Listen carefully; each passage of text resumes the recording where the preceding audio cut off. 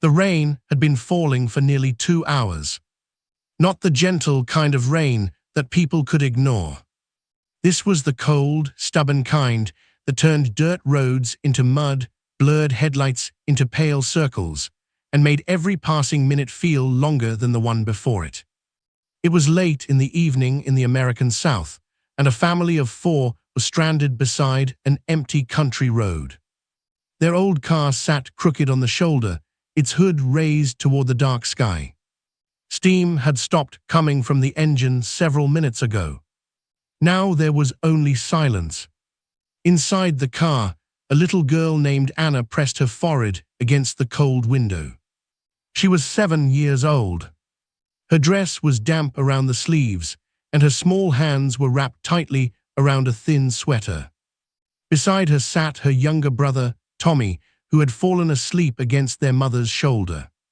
Their father, James, stood outside beneath the rain, staring helplessly at the engine. He had already tried everything he knew. He had tightened wires. He had checked the battery. He had hit the side of the engine with his palm more times than he cared to admit.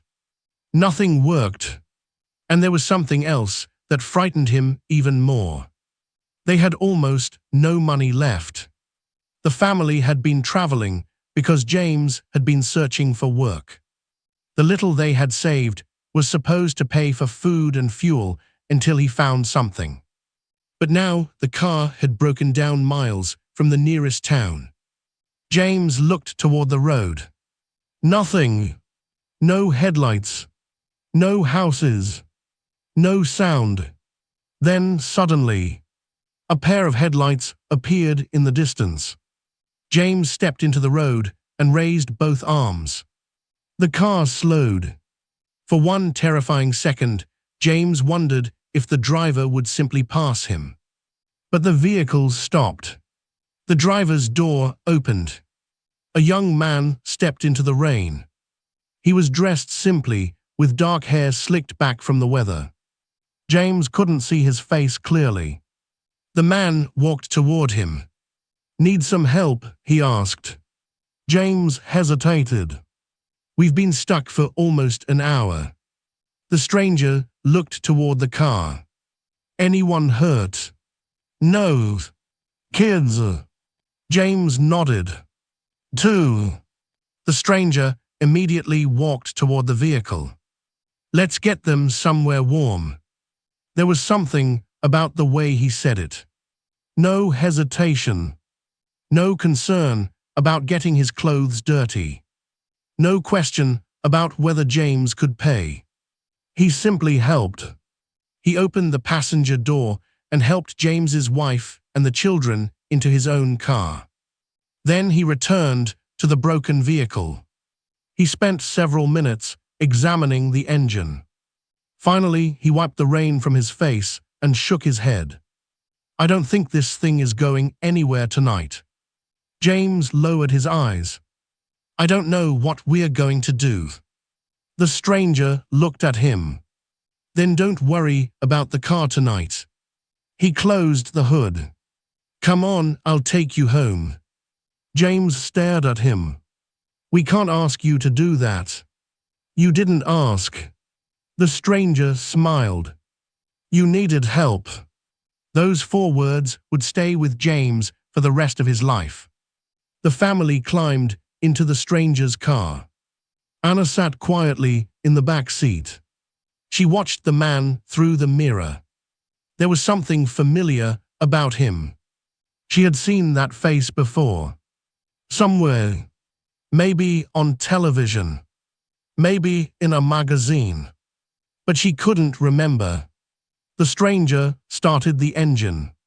Warm air slowly filled the car. Tommy woke up. "Are we home?" he whispered.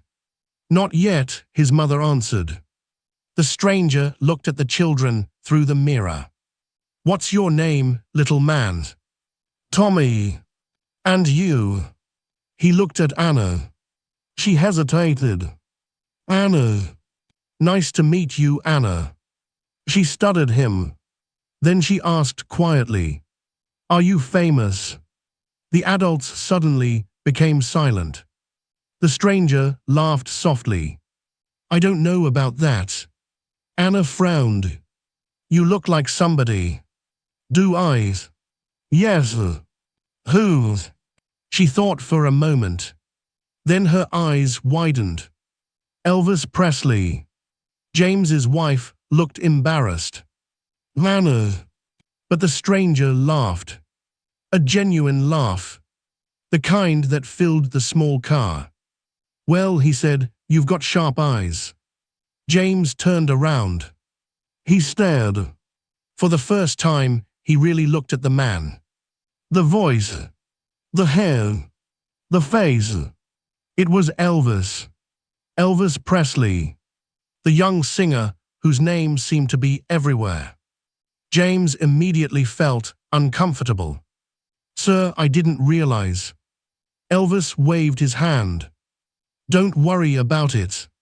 But if I'd known, you would have asked me for an autograph. James smiled awkwardly. No, I would have been even more embarrassed about asking for help. Elvis looked back at the road. That's exactly why I didn't tell you. For several minutes, nobody spoke. The rain continued to beat against the windshield. But something had changed. The family no longer felt like strangers in a car. They felt like people sharing a strange moment that none of them could have imagined that morning. When they finally reached the family's small wooden house, the rain had become heavier. James opened the door. His wife hurried inside with Tommy. Anna stood beneath the porch roof and looked at Elvis. You saved us. Elvis shook his head. I just gave you a ride. You fixed the problem. I didn't fix your car. You fixed us. Elvis smiled. That's a pretty big job. James stepped outside again. He had been thinking. He reached into his pocket and pulled out the money he had left. It wasn't much. A few bills. Some coins. But it was everything he could offer. He held it toward Elvis. Please. Elvis looked at the money. Then at James. No. James swallowed. Please take it. I can't. You drove us all the way here. It's nothing. It isn't nothing to us. Elvis gently pushed the man's hand back. Keep it. James's voice became emotional. Sir, I have to give you something. Elvis shook his head. No, you don't. James looked down. He had spent his entire life believing that when someone helped you, you owed them something in return. But Elvis seemed to believe something different. That sometimes helping someone was enough. Then Elvis looked toward the house. A warm yellow light was shining through the window. He smiled. Actually, James looked up. What? Elvis hesitated for a moment. Then he said something that completely surprised the family. I do have one request. James's expression changed. What is it? Elvis looked toward the kitchen. Would you let me have dinner with you? James stared at him. His wife stared at him. Even Anna looked confused. Elvis Presley was asking to eat dinner with them. In their tiny house. At their tiny table. With their simple food. James slowly smiled. Of course. Elvis nodded. Good. And he followed them inside. The kitchen was small. There was an old wooden table in the center. A few mismatched chairs surrounded it. The walls were decorated with old family photographs. A small stove stood in the corner. On top of it was a pot of food that had been prepared earlier that evening. Nothing about the room looked special. But Elvis looked around as though he had entered somewhere important. James's wife apologized immediately. I'm sorry, We weren't expecting company. Elvis smiled. You don't have to apologize. We don't have much. Elvis pulled out a chair. Neither do I. James laughed. You're Elvis Presley. Elvis looked at him. Tonight I'm just hungry. That broke the tension. Everyone laughed. Even James's wife. Anna watched Elvis carefully. She still couldn't understand why someone so famous would want to sit at their table. Then her mother placed a plate in front of him. A few pieces of food. Some bread. A small serving of dessert. Elvis looked at the plate. Then he looked at the family. Thank you. And he meant it. He didn't pretend. He didn't act like the food was something beneath him. He picked up his fork. For the first time that evening, the family relaxed. But Anna didn't. She kept watching him. Because she had noticed something nobody else had.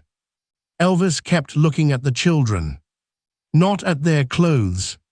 Not at their house. At them. Finally, he asked, Do you too like music? Tommy nodded. Anna remained silent. What about you? Elvis asked her. She shrugged. A little. A little. She smiled. My daddy sings sometimes.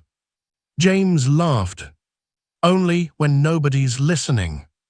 Elvis laughed. I understand that. Then Anna asked, Do you sing all the time? No. Why not? Elvis thought for a second. Because sometimes you need to listen. Anna seemed to like that answer. She nodded. Then she asked the question that changed the entire evening. Why did you help us? The table became quiet. Elvis put down his fork. He looked at Anna. Then at her parents. Because once, he said quietly, someone helped me when they didn't have to. Anna waited. Who? Elvis smiled faintly. That's a story for another night. But the truth was, Elvis remembered what it felt like to have very little. He remembered struggle. He remembered uncertainty. And he knew exactly what it meant to wonder where the next meal would come from. That's why he couldn't drive past them. That's why he refused their money. And that's why he had asked to sit at their table. Because he wasn't looking for payment. He was looking for something much simpler. A human moment. A warm meal. And a family that had almost lost hope. A quick question for you. If you were in this family's position, would you have accepted Elvis's help without knowing who he was? Yes or no? And if you're enjoying this story, take a moment to hit the like button, subscribe to the channel, and leave a comment telling us where you're watching from. We'd love to know how far this story has traveled. Because what happened next at that little kitchen table would make this night something the family would remember for the rest of their lives. Dinner continued. The rain hammered against the windows. The old house creaked whenever the wind pushed against it. But inside, everyone was warm. Elvis had stopped acting like a celebrity. He was simply a young man sitting at a table with a family he had met less than an hour earlier. Tommy eventually began asking questions. Do you have a big house? Elvis smiled. Bigger than this one. Do you have a swimming pool? Yeah. Tommy's eyes became enormous. Really? Really? Can I see it? Everyone laughed. Elvis leaned toward him. Maybe someday. Then Anna asked, Do you have a lot of money? The question made James uncomfortable. Anna. But Elvis didn't get offended. He looked at the little girl. Sometimes. Then why did you take Daddy's money? Elvis looked down at the table. For a moment, his smile disappeared. Because your daddy needs it more than I do. The room became silent. Anna looked at her father. James looked away. His eyes had become wet. He didn't want his children to see. But Elvis noticed. He said nothing. He simply continued eating. That silence meant more than any speech could have. After dinner, James's wife brought out the last piece of homemade cake. She cut it into 4 pieces. Then stopped. There were 5 people. She looked embarrassed. Elvis noticed. He quietly pushed his plate toward Anna. Here. She shook her head. No. Why not? That's yours. Elvis smiled. I'm not very hungry. She looked at him suspiciously. You are. Everyone laughed. Elvis surrendered. Okay, you caught me. He broke his piece in half and gave part of it to her. Anna finally accepted. Then something unexpected happened. She took her fork and offered Elvis a bite from her own piece. Elvis stared at her. You sure? She nodded. You helped us. He smiled. Then I guess we're even. And for the first time that night, James's wife began to cry. Not because she was sad. Because after weeks of fear and uncertainty, someone had reminded her that kindness still existed. Outside, the storm continued. But inside that little house, the family no longer felt stranded. Not anymore. Because sometimes being rescued doesn't mean someone fixes your car. Sometimes they simply remind you that you are not alone. The rain finally stopped sometime after midnight. But nobody in the little wooden house was asleep. The storm had passed, yet the sound of it still seemed to linger in the walls. James sat near the kitchen window, staring into the darkness. His wife was cleaning the plates. Tommy was asleep on the couch. And Anna sat at the table, quietly watching the man who had walked into their lives that evening. Elvis Presley. He had come to their house because their car had broken down. He had refused their money. He had eaten their food. And now, instead of leaving immediately, he seemed perfectly comfortable sitting in their tiny kitchen. James finally broke the silence. You really don't have to stay. Elvis smiled. I know. You have somewhere to be. Tomorrow. James nodded. Then why stay tonight? Elvis looked toward the window. Because it's late, the roads are bad, and your kids shouldn't be alone in a storm. James lowered his eyes. He didn't know what to say. The truth was that he had spent years trying to prove he could take care of his family. And tonight, another man had stepped in and done it without asking for anything. That was difficult for James to accept. Finally, he said, I've always believed a man should be able to provide for his family. Elvis looked at him. So do I. James glanced up. But sometimes. Elvis paused. Sometimes life doesn't give you the chance. Those words struck James harder than Elvis probably realized. Because James had been looking for work for months. Every morning, he left the house wearing his best shirt. Every afternoon, he returned with another rejection. And every night, he told his wife that tomorrow would be different.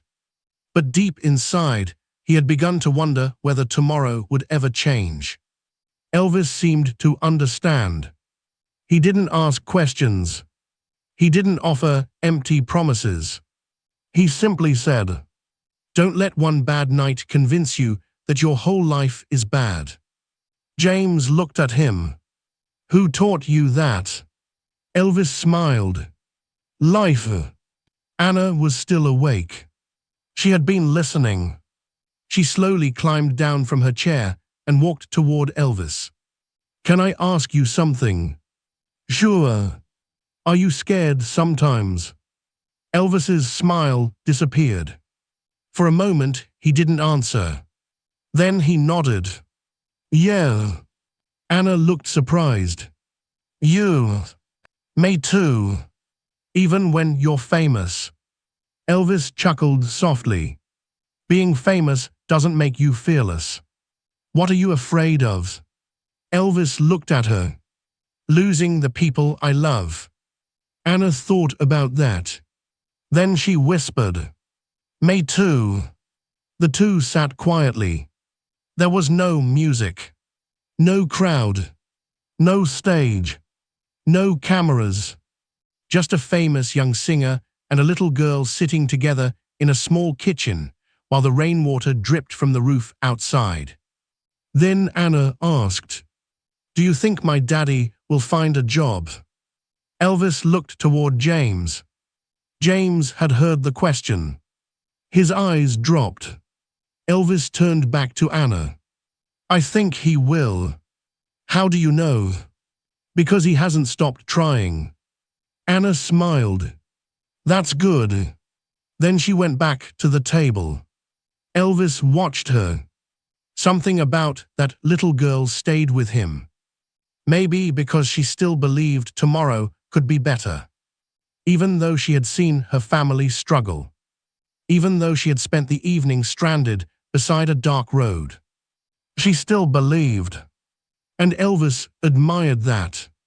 The clock moved past midnight. James finally stood. "You should sleep." Elvis nodded. "Where's?" James pointed toward a small room. "You can take the bed." Elvis immediately shook his head. "No chance. It's the only bed." "Then you take it." James laughed. "You're the guest. And you're the father." Neither man moved. Finally, James's wife stepped into the doorway. "Gentlemen." Both looked at her. "You're going to wake the children." They laughed quietly. In the end, Elvis slept on an old couch. It wasn't comfortable, but he didn't complain. And before he closed his eyes, he looked toward the hallway. Anna was standing there. "Good night," she whispered. "Good night, Anna. Don't forget your promise." Elvis raised an eyebrow. "What promise?" "You said maybe someday I'd see your swimming pool." Elvis smiled. "That's right." She disappeared into the bedroom. Elvis stared at the ceiling. Then he whispered to himself, "Maybe someday." But neither of them knew how important those words would become. Morning came slowly. A pale orange light appeared behind the trees. The storm had left the world soaked and quiet. James woke before everyone else. He walked outside. His car was still sitting by the road. He looked at it for a long time. Then he heard footsteps behind him. "Elvis, you're up early." James smiled. "Habit." Elvis looked at the car. "Want to try something?" James shrugged. "Sure." The two men walked toward the vehicle. Elvis rolled up his sleeves. Together, they began working. James checked the battery. Elvis examined the wiring. They tried again. Nothing. Again. Nothing. Then Elvis noticed something. "Wait." He reached toward a loose connection. "Try it now." James climbed behind the wheel. He turned the key. The engine coughed. Once. Twice. Then suddenly, vroom. The engine came alive. James jumped out. "You did it." Elvis laughed. "No, we did it." James stared at the running car. For the first time in months, something had gone right. He turned toward Elvis. "I don't know how to thank you." Elvis smiled. You already did. How? You fed me. James laughed. You're serious about that? Very. A quick question for you. If someone helped your family during the hardest night of your life, would you remember that person forever? Yes or no? And if this story is touching your heart, hit like, subscribe to the channel, and tell us in the comments where you're watching from. Are you watching from the United States, Canada, the United Kingdom, India, Africa, or somewhere else? Write your country or city below. Because sometimes a simple act of kindness can travel farther than the person who started it ever realizes. By breakfast, the entire house felt different. James's wife prepared coffee. Tommy was running around the kitchen. Anna sat beside Elvis.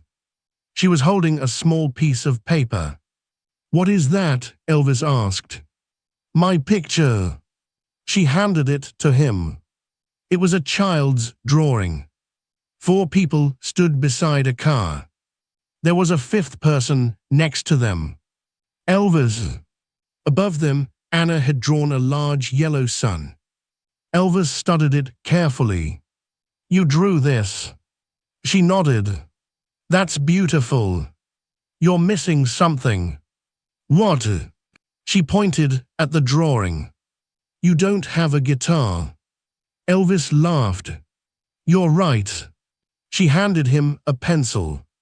Draw 1. Elvis added a guitar. Anna smiled. Now it's perfect. Elvis folded the paper carefully. Can I keep this? She looked surprised. You want it? Yeah. Why? Because nobody has ever drawn me like that.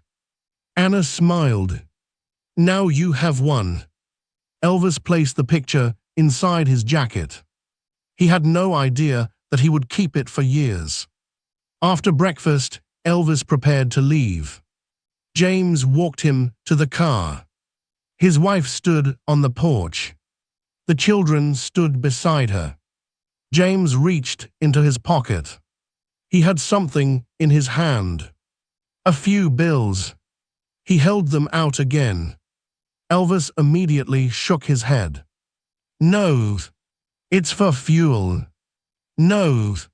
Please. James. You helped us. Elvis stepped closer. Then let me help you without making you feel like you owe me. James froze. Those words stayed between them. Elvis continued. Don't give me money. James slowly lowered his hand. Then what can I do?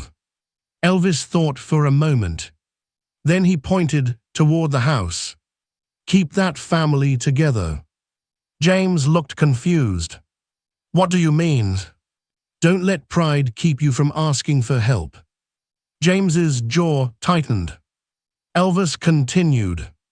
You said last night that you have to provide for your family. James nodded. You do, but providing doesn't always mean doing everything alone. James looked away. His eyes filled with tears. Elvis placed a hand on his shoulder. Promise me something. What? If you find work, help someone else who needs it. James looked back at him. I promise. Elvis smiled. That's all I want. Then Anna ran down the porch steps. Wait. Elvis turned. She ran toward him, holding something. It was the remaining piece of homemade cake from the night before. I saved it. Elvis laughed. You saved that for me. She nodded. Because you said you liked it. Elvis took it. He looked at the little piece of cake. Then at Anna. Thank you. She suddenly hugged him. Elvis froze for half a second. Then he gently hugged her back. James watched. His wife covered her mouth. It was a simple moment. But none of them knew it would become the memory they talked about for decades. Elvis opened his car door. Before getting inside, he looked back. The entire family stood together on the porch. He waved. The car slowly disappeared down the road. Anna kept waving until she couldn't see it anymore. Then she looked at her father. "Daddy." "Yes." "Is he really Elvis Presley?" James smiled. "Yes." Anna thought about that. "Then why did he eat our food?" James laughed. "Because sometimes the most famous people in the world still want to sit at an ordinary table." Anna nodded. But then she asked, "Will he come back?" James looked down the road. "I don't know." Neither did he. What the family didn't know was that Elvis hadn't forgotten them.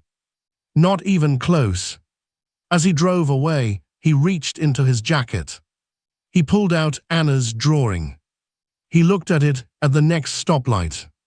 5 figures. 1 car. A giant sun. And a little guitar. He smiled. Then he carefully placed it back inside his jacket. But there was another reason he kept thinking about the family. James had mentioned something during dinner. Something Elvis couldn't forget. The family had been struggling for months. James needed work. The children needed clothes. And there was barely enough food in the kitchen. Elvis knew that handing them a few dollars might solve one problem for a week. But what if he could do something that lasted longer? What if, instead of giving them money, he could give James a chance? That thought stayed in Elvis's mind as the miles passed beneath his car. And before he reached the city, he made a decision. He would come back, but he wouldn't tell them. Not yet, because Elvis had another idea. And this time, he wasn't going to ask James for anything. He was going to change the family's future without them ever knowing it was him. The question was, would he succeed? And what would happen when James discovered who had secretly opened a door for him? The answer would come months later. And by then, the little girl who gave Elvis a piece of cake would have a surprise of her own waiting for him. 6 months had passed since that rainy night. 6 months since a broken-down car had brought Elvis Presley to a small wooden house in the middle of nowhere. 6 months since he had refused James's money. 6 months since a little girl named Anna had handed him a piece of homemade cake and a drawing of 5 people standing beneath a giant yellow sun. Life had changed since then, but not in the way anyone expected. James had found work. Not a glamorous job. Not a job that paid enough to make him rich. But it was steady. Every morning before sunrise, he left the house. Every evening, he returned tired. And every night, his children waited at the door. The family still lived simply. They still counted every dollar. They still repaired things instead of replacing them. But there was food on the table. The lights stayed on. And James no longer came home with the look of defeat in his eyes. He had kept his promise. If someone helped him, he would help someone else. And he had already started doing exactly that. One afternoon, James noticed a young man at work who couldn't afford lunch. Without saying anything, James bought him a meal. The young man tried to refuse. James simply smiled. "Someone once did the same thing for me." That was all he said. He never mentioned Elvis. He never told anyone about the rainy night. To James, the memory was private, almost sacred. Meanwhile, Elvis had not forgotten. Not for a single day. One afternoon, Elvis sat in the back of a car while his manager discussed upcoming performances. There were concerts, television appearances, travel, recording sessions. The schedule seemed endless. But Elvis wasn't listening. He was holding something in his hand. Anna's drawing. The edges were beginning to soften from being handled so often. His manager noticed it. "You still have that?" Elvis smiled. "Yeah." "Who drew it?" "A little girl." "Van." Elvis shook his head. "No." Then he told him the story. The broken car. The storm. The family. The dinner. The cake. The promise. When Elvis finished, his manager sat quietly. "You want to help them?" "Yes." "You already did." Elvis looked down at the drawing. "No, I helped them survive one night." He paused. "I want to help them build something." His manager understood. "What are you thinking?" Elvis looked out the window. "Work." "What kind?" "Something for James." The conversation continued for several minutes. By the end of it, Elvis had made up his mind. He didn't want to hand James a large envelope of cash. He didn't want to make him feel like charity. He wanted to give him an opportunity. Something he could earn. Something that would let him stand on his own feet. And Elvis knew exactly where to start. A few weeks later, James received a letter. There was no famous name on the envelope. No explanation. Inside was a simple offer for a maintenance position at a company in the nearest town. The salary was better than anything James had earned in years.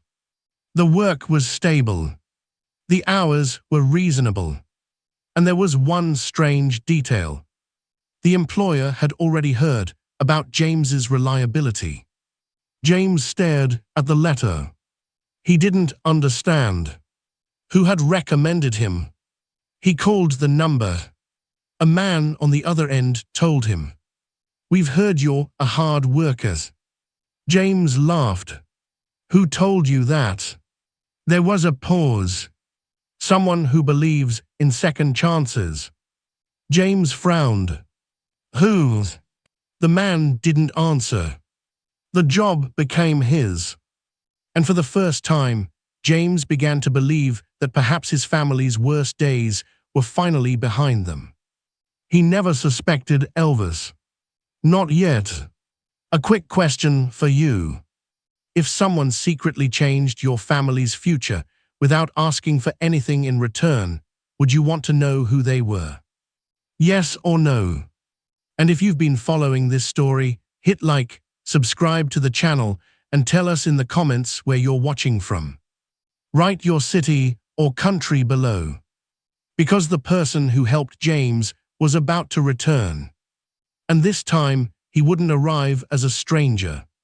Christmas came. The little house smelled of cinnamon and freshly baked bread. There were no expensive gifts beneath the tree. But there was laughter. Tommy had received a small wooden train. Anna had received a second-hand book about music. James's wife had wrapped a scarf for her husband. It wasn't much, but everyone was happy.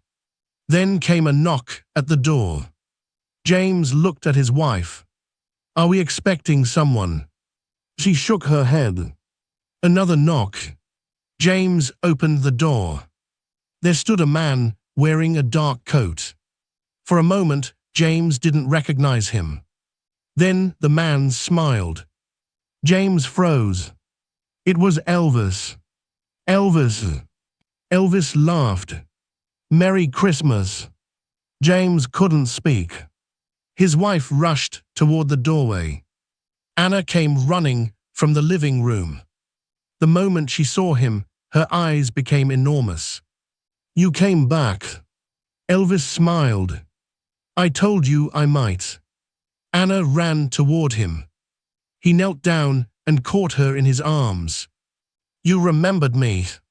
"How could I forget?" She looked at his hands.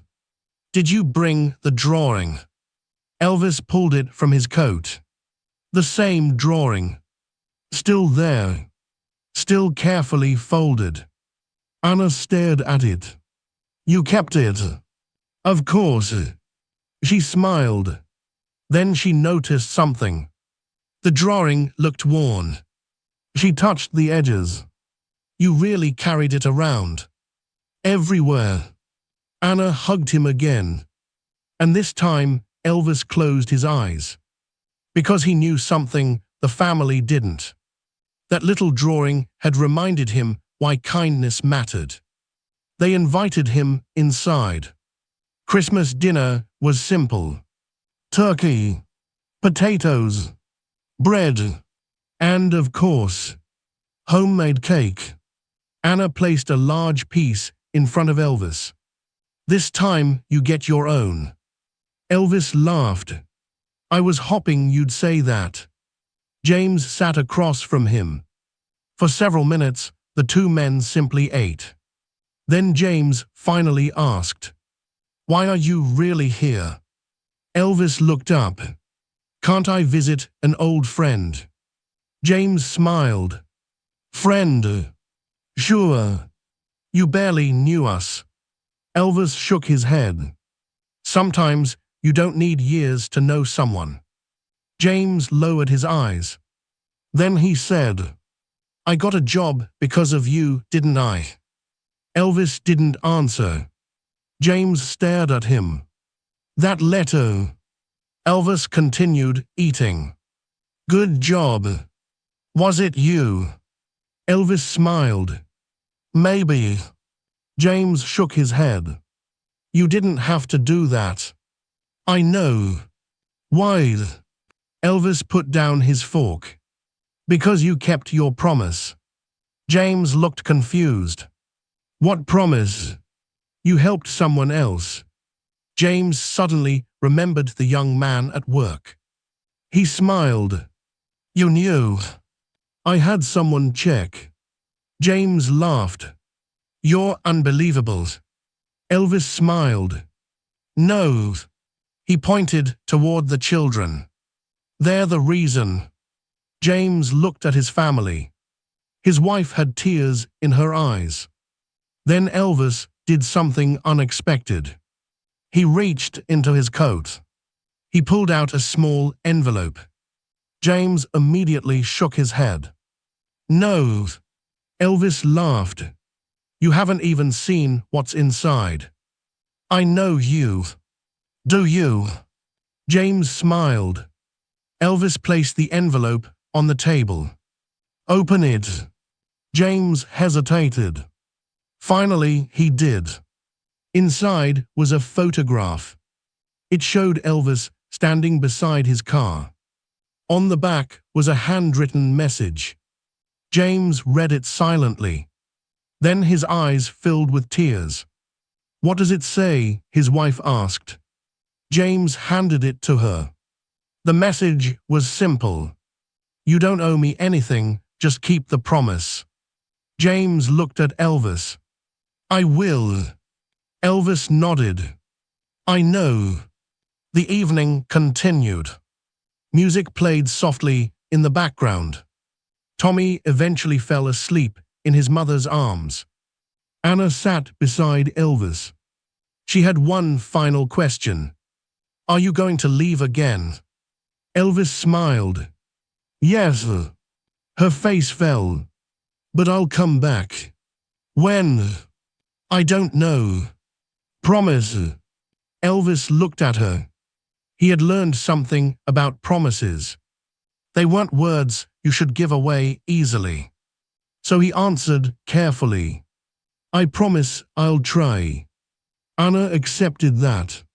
She leaned against his arm. Outside, snow had begun to fall. It was quiet, peaceful, almost unreal. For a moment, Elvis forgot about concerts. He forgot about fame. He forgot about the noise of the world. He was simply sitting in a small house with a family who had once been stranded on a dark road. And he realized something. That night 6 months earlier had changed him too.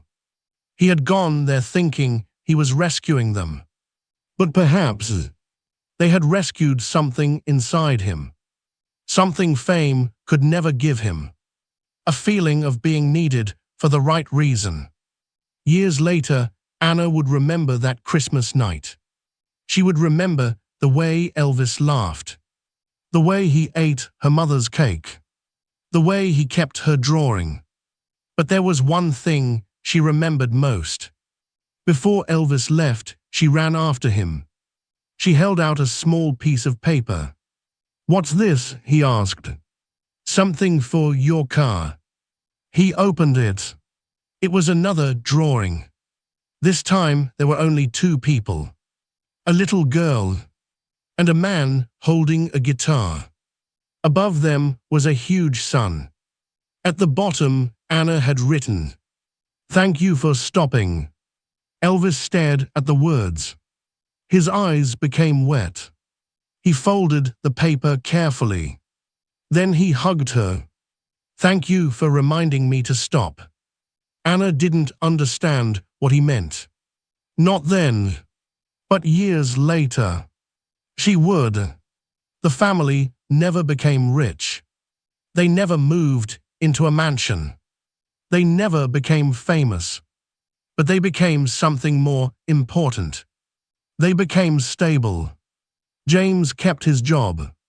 He helped people whenever he could. His children grew up knowing that kindness wasn't something you did when you had extra. It was something you did when someone needed it. And Elvis, he carried the memory of that family for the rest of his life. The story was never announced to the press. There were no cameras, no newspaper headlines, no crowd cheering. There was only a rainy night, a broken car, a small table, and a man who refused to take money from a family that had almost nothing. Years later, Anna would tell her own children about that night. She would tell them that the most famous person she'd ever met once sat at her family's tiny kitchen table. But whenever they asked what made him special, she wouldn't say his voice. She wouldn't say his fame. She wouldn't say the thousands of people who screamed his name. She would tell them about the money he refused, and the words he said instead.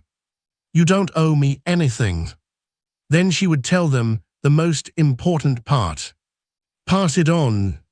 Because that was the real gift Elvis left behind. Not money, not fame, not a photograph. A promise. A promise that kindness should never end with the person who receives it. It should continue. From one person to another and another, until one small act on a dark country road becomes a light somewhere else. And perhaps that's why Anna never forgot that night. Because sometimes the people who stop to help us when we are stranded don't just change the direction of our journey. They change the person we become after we finally reach home. One last question. If this story touched you, don't just listen and move on. Like the video, subscribe to the channel, and comment where you're watching from. And answer this. If you had the chance to help a stranger who had nothing to give you in return, would you stop? Yes or no? Maybe your answer will inspire someone else to stop too. Because somewhere tonight, someone may be stranded. Someone may be losing hope. And they may not need money. They may only need one person to stop. Look them in the eyes and say, "You don't owe me anything."